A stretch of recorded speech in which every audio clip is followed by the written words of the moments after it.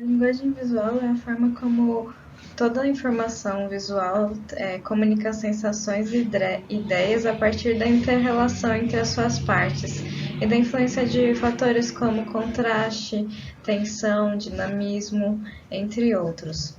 E essa linguagem visual ela está presente em qualquer imagem ou ilustração, como por exemplo nos livros infantis. Nos livros infantis, a ilustração exerce um papel muito importante na formação dos pequenos leitores, na aproximação deles com o universo artístico e na sua educação visual. O problema norteador dessa pesquisa resume-se a como nós podemos organizar as diversas possibilidades de uso da linguagem visual que existem em um roteiro norteador. O nosso objetivo, então, é indicar possibilidades de uso da linguagem visual em ilustração de livros infantis, de forma a auxiliar o trabalho de ilustradores e designers. A nossa pesquisa foi dividida em duas partes, a parte teórica e a parte empírica. E dentro da parte teórica, nós fizemos uma pesquisa bibliográfica utilizando como principal base os autores Martin Salisbury e Morag Stiles, Sophie van der Linden, Ieda de Oliveira e Natália Cavalcante, na parte sobre ilustração. E na parte de linguagem visual, nós utilizamos como base os autores Donis Adondes, Feigl Strauer, Arhen e Wolfling. Dentro da parte empírica da nossa pesquisa, nós também desenvolvemos um roteiro norteador que nos ajudou na análise de 9 ilustrações que são bastante heterogêneas no uso da linguagem visual e da técnica. Para o artigo, nós utilizamos apenas 3 dessas ilustrações da pesquisa original. E nós vamos apresentar resumidamente a análise que foi feita dessas 3 ilustrações. Segundo a Ieda de Oliveira, a ilustração de qualidade é aquela que cumpre com seu objetivo, que transmite a mensagem a qual está destinada e também ela estimula o olhar do leitor e uma relação entre o texto e a imagem. Na história dos livros infantis, a imagem ela possuía um papel de menor importância antigamente e com o passar do tempo ela foi ganhando uma relevância muito maior. Por isso, hoje em dia é muito importante nós estudarmos como é construída essa imagem nos livros infantis. Além disso, o ilustrador também conta com uma grande variedade de técnicas que ele pode usar para fazer uma imagem, e cada uma dessas técnicas vai transmitir uma atmosfera e uma sensação diferente no livro. Algumas técnicas, por exemplo, são o lápis de cor, aquarela, guache, nanquim, técnicas digitais, entre outras. A forma como a imagem e o texto se organizam no suporte do livro e como ocorre essa associação de imagens também vai diferenciar as mensagens que serão transmitidas. A Gestalt é uma teoria da percepção que diz que o todo é mais do que a soma das partes. E alguns princípios básicos da Gestalt são o positivo e negativo, equilíbrio e atenção, contraste e semelhança, entre outros.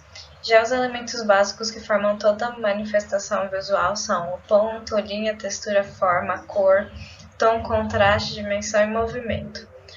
Nós podemos utilizar as cores de forma a transmitir diferentes sensações e emoções na imagem. Por exemplo, tons pastéis trazem mais suavidade e delicadeza, e matizes puros e complementares trazem uma linguagem de vibração.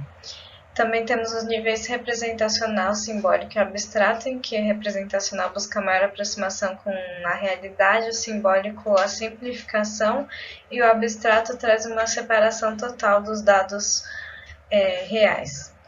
Já nas técnicas visuais, nós podemos transmitir, por exemplo, minimização ou exagero, regularidade ou irregularidade, singularidade e justaposição, e existem diversas outras técnicas visuais também.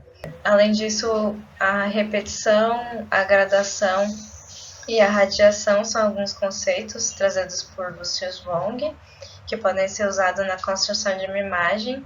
E também temos os conceitos de linear e pictórico, explicados por Wolfling, em que o linear valoriza as linhas dos contornos e o pictórico valoriza as massas e a forma em si. Como amostra da pesquisa, nós utilizamos 9 ilustrações, das quais 3 foram apresentadas nesse artigo, dos livros Pequeno Príncipe, Alice no País das Maravilhas, A História de Pedro Coelho, Onde Vivem os Monstros, O Dia a Dia de Dadá, Vizinho Vizia, Meninos do Mangue e A Bela e a Fera. Nós vemos aqui que Alice no País das Maravilhas apresenta características mais oníricas, com relação de figura e fundo, com manchas que trazem maior característica do pictórico, definido por Wolfling. Também vemos mais tensão e dinamismo por conta desse contraste acentuado entre os elementos, das cores vivas também, das linhas mais curvas, e ela é uma ilustração mais dramática. Já Onde Vivem os Monstros, nós vemos uma composição predominantemente regular, mas com alguns movimentos e também um ritmo, né? O exagero na forma como são caracterizados os personagens, a distorção, que traz um efeito lúdico, as texturas que unificam a imagem e também os agrupamentos. Em Meninos do Mangue, nós vemos uma diversidade muito grande de cores, de materiais e texturas. Vemos uma vivacidade por conta das cores alegres, o contraste entre matizes puros, e uma linguagem mais simplificada também, com repetição de elementos, que traz um dinamismo maior, também pelo uso de diagonais e da gradação.